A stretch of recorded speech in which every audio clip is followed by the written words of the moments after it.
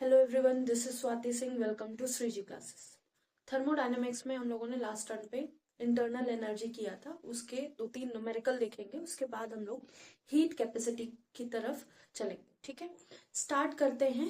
दो तीन न्यूमेरिकल करेंगे, बेसिक से न्यूमेरिकल होंगे, छोटे मोटे न्यूमेरिकल होंगे जो एग्जाम्पल में बुक्स में बीच में दिए रहते हैं। ठीक है, थर्मोडायनेमिक्स में हम लोगों ने बहुत सारा जो बेसिक वाला पार्ट है वो कंप्लीट कर लिया है, अभी लॉज नहीं स्टार्ट किए। ठीक है, होप सो नेक्स्ट टर्न पे zeroth law of thermodynamic start करेंगे। पहले हम क्वेश्चन करते हैं। आज का फर्स्ट क्वेश्चन है हमारा, तो ये दो क्वेश्चन है। What happens to the energy का क्या होगा when a car moving on road stops for red light. जब एक कार जो रोड पर चल रही है वो रेड लाइट देखते ही स्टॉप हो जाए। ठीक है, सेकेंड क्वेश्चन है, state which processes increases and decrease in total energy of system. कौन सा प्रोसेस है जो इंक्रीज या डिक्रीज करता है जो टोटल एनर्जी है सिस्टम की उसमें। अगर हीट ट्रांसफर करती है सराउंडिंग में, अगर हम वर्क डन करते हैं बाय द सिस्टम, अपने सिस्टम के द्वारा काम करते हैं। अगर थर्ड है work done on the system, अगर हम अपने सिस्टम पर काम करते हैं तो क्या कंडीशन होगी, टोटल इंटरनल एनर्जी में इंक्रीमेंट होगा या डिक्रीमेंट होगा, वो हम देखेंगे। तो सेकंड क्वेश्चन थोड़ा सा समझने की कोशिश करेंगे तो आ जाएगा।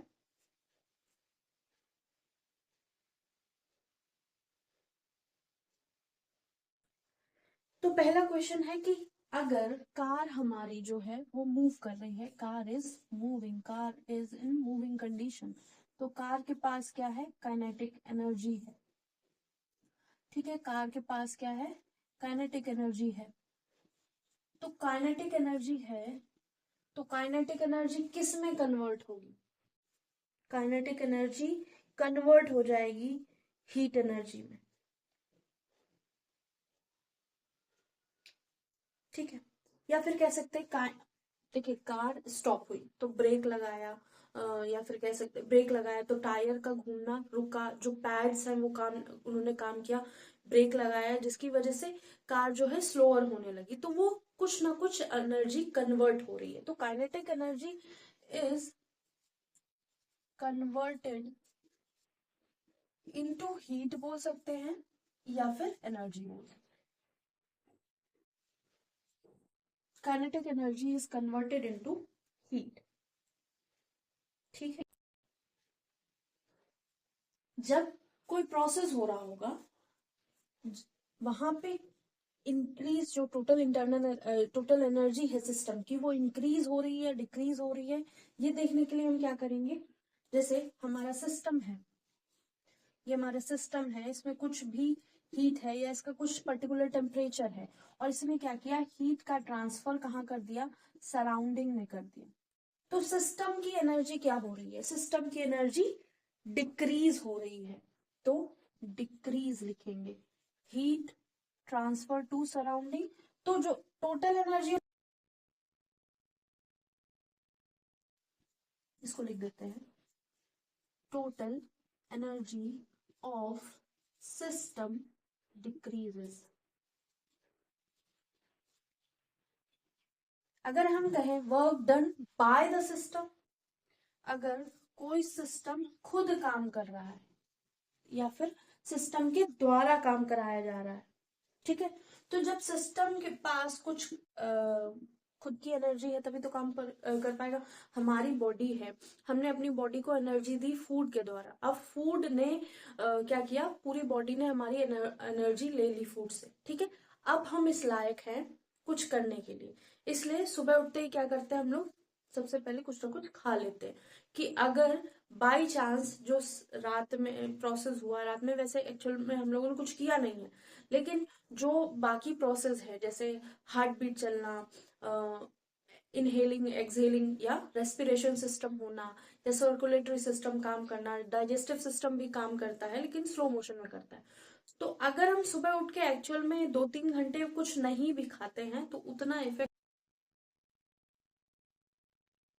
और फिर हम सोचे कि रात भर भी काम कर लें, तो हो सकता है कुछ लोगों के लिए पॉसिबल ना हो, क्योंकि उनकी एनर्जी एकदम से कम हो जाएगी या किसी का बीपी लो हो जाएगा। ठीक है, तो ऐसा हो सकता है क्योंकि बॉडी में आयंस या सॉल्ट्स की कमी हो जाती है। ठीक है, उसको तुरंत इनहेंस करने के लिए क्या करते हैं हम लोग, ओआरएस घोल, इलेक्ट्रोलाइट की कमी ना हो इसलिए। ठीक है, और फिर शुगर होती है, शुगर से डायरेक्ट एनर्जी है। हम अपनी बॉडी से कुछ काम कर रहे हैं, तो अगर हमारी बॉडी एज अ सिस्टम है, हम अपनी बॉडी से कुछ काम करवा रहे हैं, तो एनर्जी पक्का डिक्रीज होगी। तो total energy of system will decrease when work done by system। System के द्वारा काम होगा तो पक्का एनर्जी डिक्रीज होगी। अगर सिस्टम में क्या हो रहा है, सिस्टम के ऊपर काम कर रहा है, सिस्टम के ऊपर काम किया जाता है या सिस्टम पर काम कर, जैसे हमारी बॉडी एक सिस्टम है, हमने अपने सिस्टम को खाना खिलाना शुरू किया। ठीक है, हमने अपने सिस्टम को फूड दिया या फिर जूसेस दिए या इलेक्ट्रोलाइट्स दिए, कुछ भी दिए, तो हमने सिस्टम पर काम किया। जब हम अपने सिस्टम पर काम कर रहे हैं, हम एक्सटर्नल एनर्जी कुछ एड ऑन कर रहे हैं, तो पक्का total energy of the system will increase. ठीक है, तो टोटल एनर्जी ऑफ सिस्टम यहाँ क्या होगी,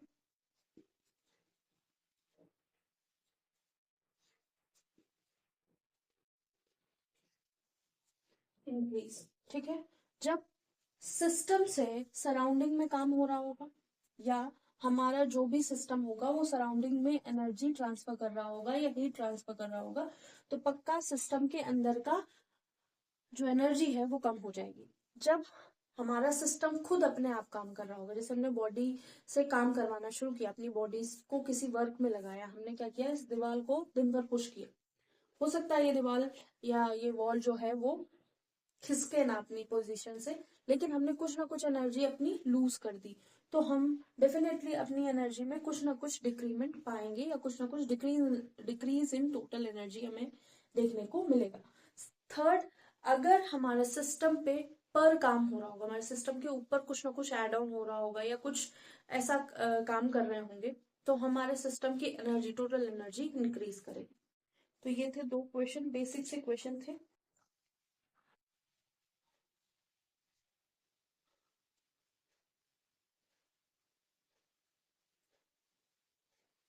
ठीक है, नेक्स्ट हम हीट कैपेसिटी ऑफ सिस्टम की बात करेंगे, हीट कैपेसिटी पूरा करेंगे और इसको आज ही फिनिश करेंगे। होप सो ये नोट कर लिया होगा, इसको रब करते हैं।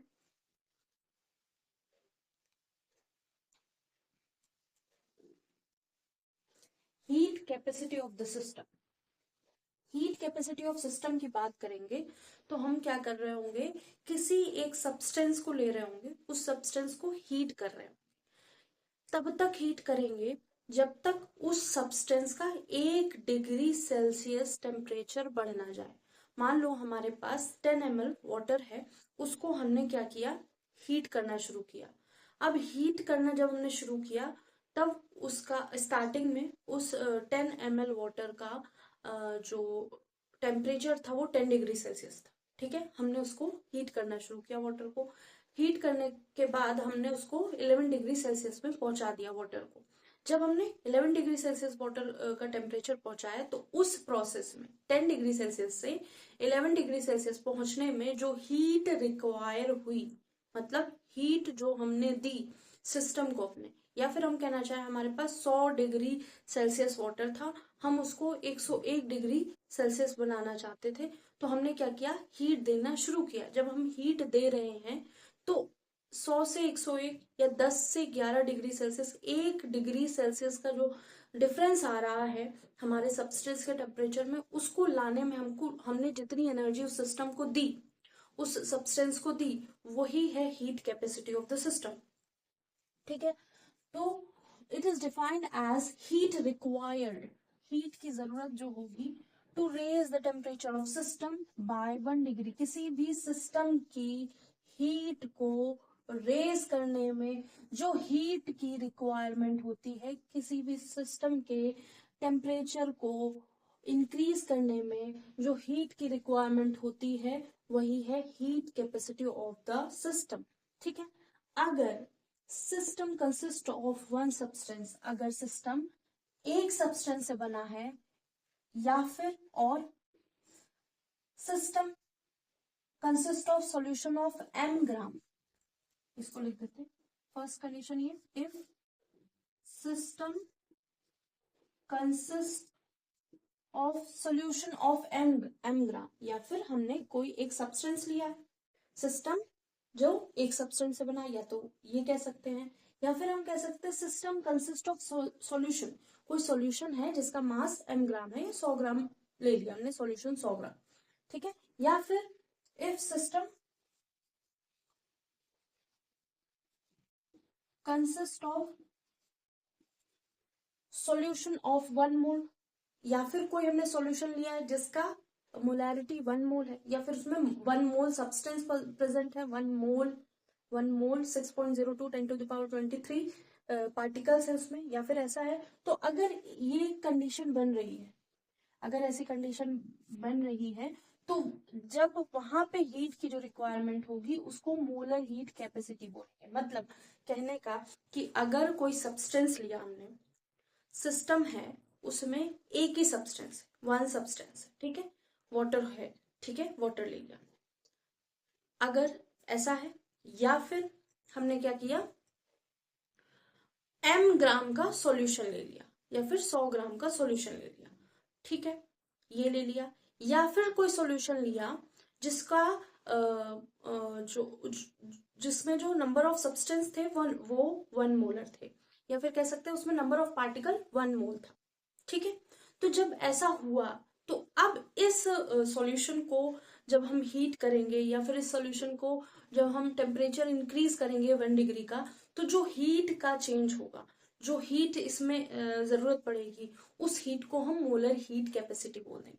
वैसे हम हीट कैपेसिटी बोल रहे हैं, हीट कैपेसिटी तब बोल रहे हैं जब हम किसी भी अमाउंट का हमने सब्सटेंस ले लिया, उसकी हमने 1 डिग्री टेम्परेचर का इंक्रीज कर दिया। ठीक है, अगर हम 1 मोल या m ग्राम के सॉल्यूशन को, पर्टिकुलर मास का सॉल्यूशन लिया है या 1 मोलर सॉल्यूशन लिया है, उसको क्या करना है, हम लोगों ने हीट किया है। जब उसको हमने हीट किया है या उसको उसका टेम्परेचर 1 डिग्री से बढ़ाया है, तब हमने क्या किया है, तब हमने बेसिकली वो जो हीट है, बस नाम चेंज किया, प्रोसेस तो वही हो रहा है, हमने उसका नाम दे दिया मोलर हीट कैपेसिटी। वहां जो हीट की जरूरत हुई 1 डिग्री टेम्परेचर को रेज करने के लिए, वो हमने नाम दे दिया वहां पे मोलर हीट कैपेसिटी। अब थर्ड कंडीशन क्या देखने को मिलेगी, अगर substance consists of one substance, if system consists of one substance, एक सब्सटेंस की बनी हो सिस्टम हमारी, या सॉल्यूशन 1 ग्राम का, बेसिकली कह सकते हैं एक सब्सटेंस होगा 1 ग्राम का, या कोई सॉल्यूशन होगा 1 ग्राम का। ठीक है, अगर हम इसका टेम्परेचर इंक्रीज करते हैं 1 डिग्री से, तो उसको हम नाम रख देंगे स्पेसिफिक हीट कैपेसिटी। ठीक है, बस इतना अंतर है। हीट कैपेसिटी ऑफ सिस्टम को हम C से रिप्रेजेंट करते हैं, heat required to raise temperature of system. कोई भी सिस्टम है, उसमें कुछ भी अमाउंट होगी, उसको हम हीट कर रहे हैं, हीट करके उसका 1 डिग्री सेल्सियस तक उसका हम टेम्परेचर इंक्रीज कर रहे हैं। इस प्रोसेस में जो एनर्जी लगेगी वही होगी हीट कैपेसिटी। अगर हमारे पास m ग्राम का सॉल्यूशन है, या कोई सब्सटेंस है जिसका पर्टिकुलर मास है, या फिर हमारे पास सॉल्यूशन है 1 मोल सॉल्यूशन है, तो उस सब्सटेंस को या इस वाले सिस्टम को अगर हम हीट करेंगे और हीट करके उसका टेम्परेचर 1 डिग्री बढ़ा देंगे, और इस प्रोसेस में उस सिस्टम को 1 डिग्री बढ़ाने में जितनी हमको एनर्जी देनी पड़ेगी, उसको हम बस नाम दे देंगे मोलर हीट कैपेसिटी। अगर हमने सब्सटेंस 1 ग्राम का ले लिया या सॉल्यूशन 1 ग्राम का ले लिया, तो उस सिस्टम को 1 डिग्री टेम्परेचर बढ़ाने के लिए, उस सिस्टम का 1 डिग्री टेम्परेचर बढ़ाने के लिए जो हमें हीट देंगे उसको बस नाम दे देंगे मोलर स्पेसिफिक हीट कैपेसिटी। ठीक है, तो हीट कैपेसिटी यहाँ भी वही है, यहाँ भी वही है, यहाँ भी वही है, बस हमने क्या किया यहाँ पे ये क्लियर नहीं किया है कि हमने सब्सटेंस का अमाउंट कितना लिया है। यहाँ पे हमने क्लियर कर दिया हमने कुछ अमाउंट लिया है। ठीक है, जैसे 1 मोल सब्सटेंस सॉल्यूशन ले लिया या m ग्राम का सॉल्यूशन ले लिया तो हमने मोलर हीट कैपेसिटी नाम रख दिया। अगर हमने 1 ग्राम लिया, 1 ग्राम सॉल्यूशन लिया है तो हमने नाम रख दिया स्पेसिफिक हीट कैपेसिटी। मतलब अगर हमने वाटर लिया, 1 ग्राम वाटर लिया, उसको हीट किया, तो उसमें पर्टिकुलरली कितनी एनर्जी हमने दी 1 ग्राम वाटर की टेम्परेचर बढ़ाने के। अगर 10 डिग्री 1 ग्राम का 10 डिग्री सेल्सियस का वाटर है तो हमने उसको 11 डिग्री सेल्सियस बनाना है, 1 डिग्री का डिफरेंस करना है, तो उसमें जितनी भी हमने एनर्जी दी। ठीक है, तो अगर हम यहाँ इसके लिए निकाल रहे होंगे स्पेसिफिक हीट निकाल रहे होंगे तो 1 ग्राम लेंगे सब्सटेंस। अगर हम मोलर हीट कैपेसिटी निकाल रहे होंगे तो 1 मोल ले लेंगे या m ग्राम। ठीक है, और अगर हीट कैपेसिटी की बात करेंगे तो किसी भी सब्सटेंस को किसी भी अमाउंट को हम क्या करेंगे रख रहे होंगे, उसका बस टेम्परेचर बढ़ाना हमारा एम होगा और उसको हम नाम दे देंगे हीट कैपेसिटी।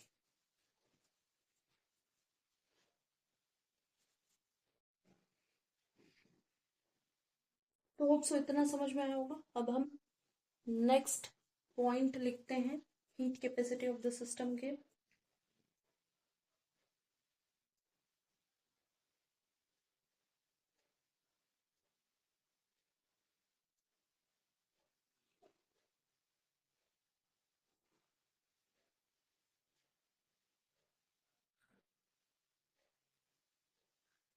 ठीक है, होप सो इतना समझ में आया होगा। इसको रब करते हैं। If a small amount of heat, को स्मॉल की से क्यू से रिप्रेजेंट किया है, गिवन टू द सिस्टम, अगर कोई small amount of heat system को दी गई है टू इंक्रीज इट्स टेम्परेचर, किसी सिस्टम को दी गई है टू इंक्रीज इट्स टेम्परेचर, किसका सिस्टम का टेम्परेचर बाय dt। dt से हमने क्या करना चाहा, अपने सिस्टम का एनर्जी को या अमाउंट या स्मॉल क्वांटिटी लिख सकते हैं इसको, quantity of heat, small amount of heat या small quantity of heat given to the system. हम अपने सिस्टम को कुछ ना कुछ हीट दे रहे हैं, अगर उसका टेम्परेचर स्मॉल टेम्परेचर बढ़ा या सिस्टम का टेम्परेचर dt से बढ़ा तो हीट कैपेसिटी क्या हो जाएगी, C is equal to Q by dt। ठीक है, अगर गैसेस की बात करी जाए, in case of gases heat given to the system, अगर हमने गैसेस पे हीट दी तो system depends upon the condition. अगर हम गैसेस की बात करेंगे और वहां पे हीट कैपेसिटी जानने की कोशिश करेंगे तो वहां कंडीशन देनी पड़ेगी, उन कंडीशन पे डिपेंड करेगा वो हीट कैपेसिटी। ठीक है, in case of gases heat given to the system depend upon the condition. पहली कंडीशन क्या है, एट कांस्टेंट प्रेशर, हम प्रेशर को कांस्टेंट रखते हैं। ठीक है, दूसरी कंडीशन क्या है, एट कांस्टेंट वॉल्यूम, हम क्या करेंगे वॉल्यूम को कांस्टेंट कर देंगे। पहले में हमने क्या किया, गैस जो ली, गैस में प्रेशर को कांस्टेंट रखा, जैसे 1 atm प्रेशर रखा हमने, फिर क्या किया उस गैस में हमने काम करना शुरू किया, उसको हीट देना शुरू किया। ठीक है, तो जो heat capacity at constant pressure होगा उसको हम यहाँ लिख देते एट कांस्टेंट P, उसको हम Cp से रिप्रेजेंट करेंगे, और heat capacity at constant volume उसको हम Cv से रिप्रेजेंट करेंगे। ठीक है, तो अब यही वाला फॉर्मूला सिमिलरली ऐसे हम लिख लेंगे, Cp is equal to Q और at constant pressure upon dt। ठीक है, यही हुआ, कुछ चेंज नहीं हुआ है, जैसा था फॉर्मूला वैसा ही हमने लिख लिया। अब क्या बात करेंगे, अगर हम वॉल्यूम की बात करेंगे तो इसी फॉर्मूला में क्या लिखेंगे, Q heat given at constant volume upon dt। ठीक है, इतना समझ में आया। अगर हीट दी गई है, अगर हीट सिस्टम में दी गई है, तो अगर कांस्टेंट टेम्परेचर है, कांस्टेंट प्रेशर है, तो हम क्या करेंगे, देखेंगे change in internal energy upon change in temperature. तो अगर हमने सिस्टम को हीट दी है तो सिस्टम की इंटरनल एनर्जी में हमको कुछ ना कुछ चेंज देखने को मिलेगा। तो Cp is equal to d u by d t भी लिख सकते हैं। अगर यही बात करें कि हमने किसी सिस्टम को हीट दी है और उस सिस्टम का हीट दी है, तो उस सिस्टम की एंथैल्पी चेंज होती हुई हमें दिखेगी, तो हम इसको dH बाय dt लिख सकते हैं। जब सिस्टम में कांस्टेंट प्रेशर होगा तो हम इंटरनल एनर्जी U ले रहे होंगे, जब सिस्टम में कांस्टेंट वॉल्यूम होगा तो हम एंथैल्पी H ले रहे होंगे। ठीक है, ठीक है। और इसको एट कांस्टेंट प्रेशर, और ये हो जाएगा एट कांस्टेंट वॉल्यूम। ठीक है, कुछ गलत तो नहीं लिखा मैंने? नहीं, मैंने उल्टा लिख दिया। एक मिनट ध्यान, एक मिनट। कांस्टेंट प्रेशर पे एंथैल्पी हो, ये मैंने उल्टा लिख दिया है। और इसके लिए फिर से बोलते हैं कि heat capacity at constant pressure होगा। जब प्रेशर कांस्टेंट होगा तो हमारा Cp is equal to Qp by dt लिख सकते हैं। Heat given at constant pressure and with respect to change in temperature, इसको हम लिख सकते हैं चेंज इन डी लिखेंगे, d delta, change in enthalpy upon change in temperature at constant pressure. ये अब यहाँ पे हमने वॉल्यूम चेंज कर रखा है, वॉल्यूम कांस्टेंट रखा, प्रेशर अगर हम कांस्टेंट रखेंगे तो वॉल्यूम का चेंज हो सकता है, तो इंटरनल एनर्जी में उतना चेंज देखने को हमको नहीं मिलेगा क्योंकि हम वॉल्यूम एडजस्ट कर सकते हैं। लेकिन जब कांस्टेंट वॉल्यूम होगा तो क्या होगा, इंटरनल एनर्जी में चेंज देखने को मिलेगा, और वॉल्यूम कांस्टेंट है तो इंटरनल एनर्जी तेजी से हमको दिखेगी चेंज होते हुए, अगर इतना काम कर रहे हैं हम लोग। तो यहाँ हम लिख लेंगे Cv is equal to Qv at dt is equal to du by dt at constant v, ये लिख सकते हैं। पहले वाले के लिए सॉरी, वो हो गया कुछ, मैंने गलत बोल दिया। ठीक है, अब फर्स्ट है, सेकंड है।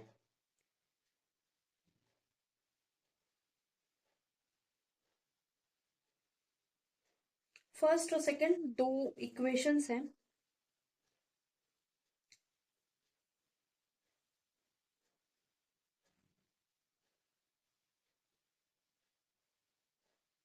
ठीक है, इसको नोट कर लीजिए।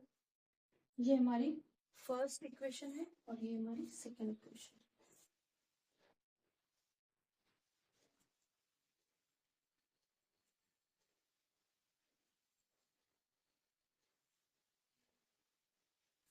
स्पेसिफिक हीट को स्मॉल सी से रिप्रेजेंट करते हैं और हीट कैपेसिटी को कैपिटल सी से। ठीक है, तो ध्यान रखना है, स्पेसिफिक हीट कैपेसिटी को हम स्मॉल सी से रिप्रेजेंट करते हैं।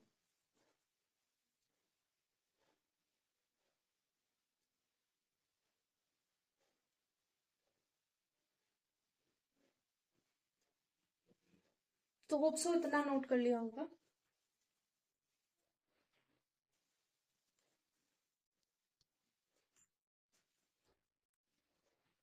तो अगर हम एट कांस्टेंट प्रेशर की बात करते हैं, एट कांस्टेंट वॉल्यूम की बात करते हैं, तब क्या होगा, हम अगर हीट कैपेसिटी की बात करेंगे तो कैपिटल एट कांस्टेंट, कैपिटल से एट कांस्टेंट पी, और स्पेसिफिक हीट की बात करेंगे, स्पेसिफिक हीट कैपेसिटी की बात करेंगे तो क्या हम स्मॉल सी लिखेंगे, small c at constant P.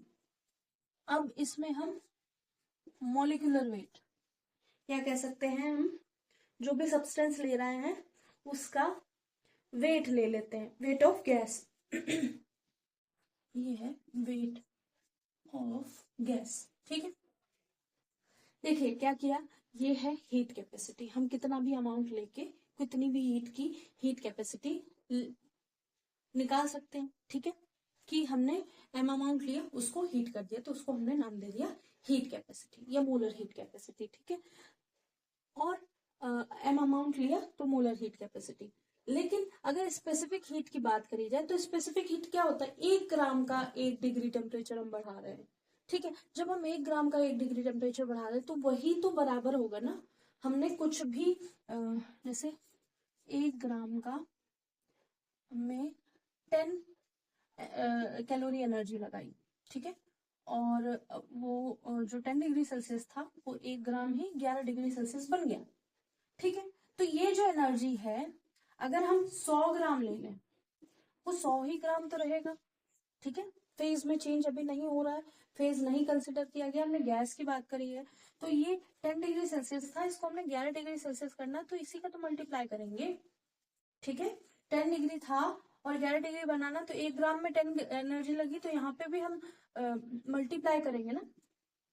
ये इस यहाँ पे 100 का चेंज हुआ, यहाँ पे 100 का चेंज हुआ, तो यहाँ पे भी, तो यहाँ पे 1000 कैलोरी हमको लग जाएगी। बस यही मैथमेटिक पॉइंट ऑफ व्यू से कहने की बात है कि heat capacity is equal to specific heat capacity of the substance into weight of the gas. ठीक है, जो भी गैस ली है हमने उसका। और इसी प्रकार से हम यहाँ लिख सकते हैं CV, capital CV is called small CV into M. ये भी क्या है? Molecular weight of the gas. ठीक है,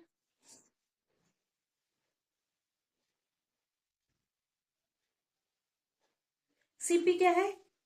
specific heat at constant pressure. CV क्या है? Specific heat at constant volume.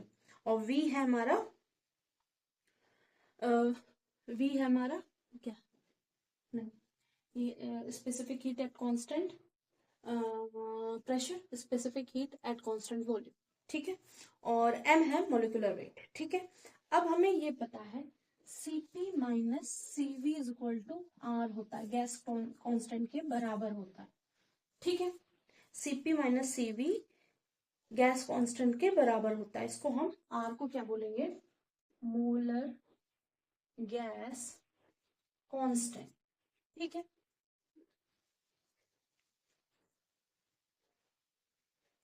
और capital CV CP minus CV की जगह हम स्मॉल सीपी माइनस सीवी कर दें। स्मॉल सीपी माइनस इसको मैं से लिख सकते हैं, इस सीपी की जगह हम क्या लिखेंगे? CP into M minus small CV into M is equal to R. तो इसको हम क्या लिख सकते हैं? CP small CP CV is equal to R by capital M. ठीक है, ऐसे लिख सकते हैं।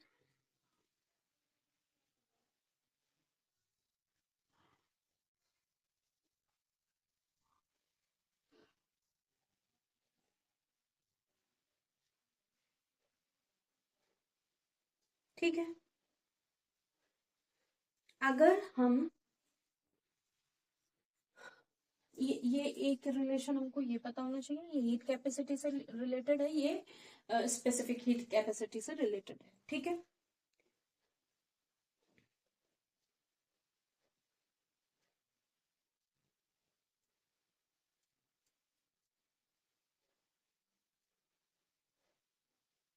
अब अगर हम molar heat capacity of at constant volume लिखें,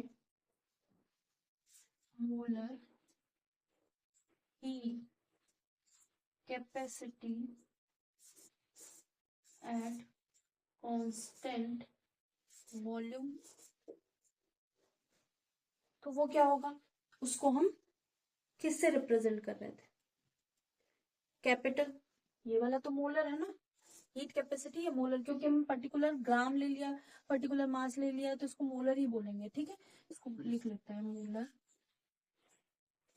heat capacity at constant P. ठीक है, सी जब लिखे होंगे तब क्या लिखा होगा? Heat capacity. ये molar heat capacity at constant V. तो ये क्या था? स्पेसिफिक। अब हम इसकी बात करेंगे capital C, molar heat capacity at constant volume. ये किसके लिए? गैस के लिए। वो कितना होगा 3/2R। ठीक है, molar heat capacity at constant volume वो क्या होगा 3/2R। ठीक है, अगर molar heat capacity at constant pressure करें, molar heat capacity at constant pressure करें, तो अब हमें ये पता है, ये पता है हमको क्या चाहिए, हाँ हम लोगों ने यहाँ पे किया। ठीक है, कैपिटल सीवी लिख दिया। कैपिटल सीवी क्या है 3/2R। ठीक है, 3/2 × R। अब हमें सीपी चाहिए, तो सीपी हम क्या करेंगे, CP is equal to 3/2R plus R कर देंगे। ये माइनस का साइन इधर गया ना, पॉजिटिव हो गया, तो ये हो जाएगा 5/2R। तो molar heat capacity at constant pressure कितना हो गया 5/2R।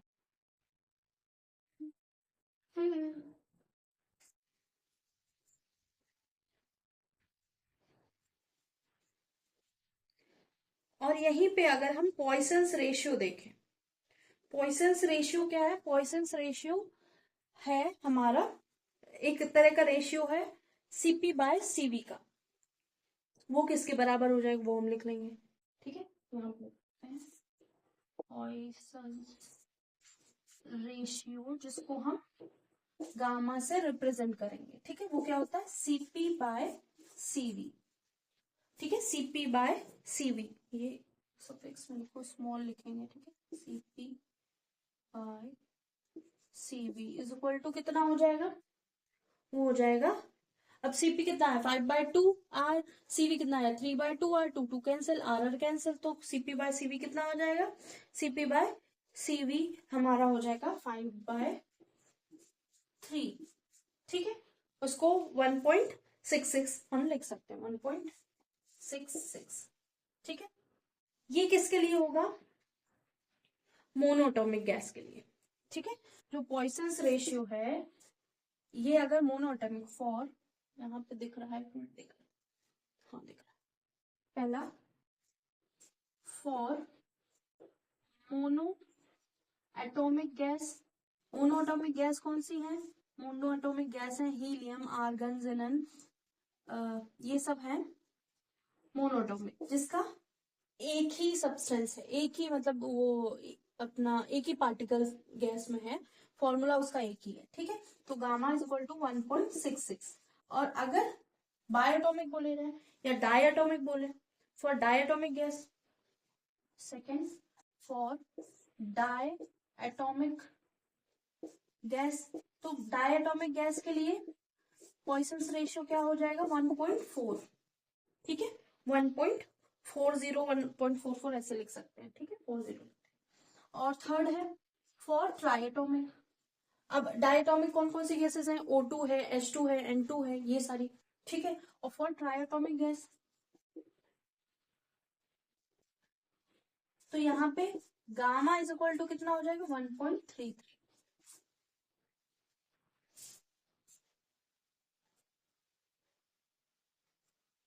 ठीक है, तो यहाँ पे आई थिंक सारी चीजें क्लियर हो गई हैं। अब यहाँ पे कुछ बचा नहीं है। नेक्स्ट टर्न पे हम लोग जीरोथ लॉ करेंगे, 1-2 क्वेश्चन इसके कर लेंगे उसके बाद।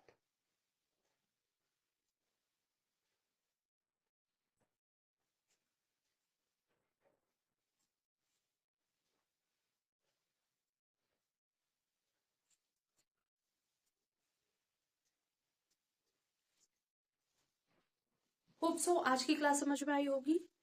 तब तक के लिए इतना ही।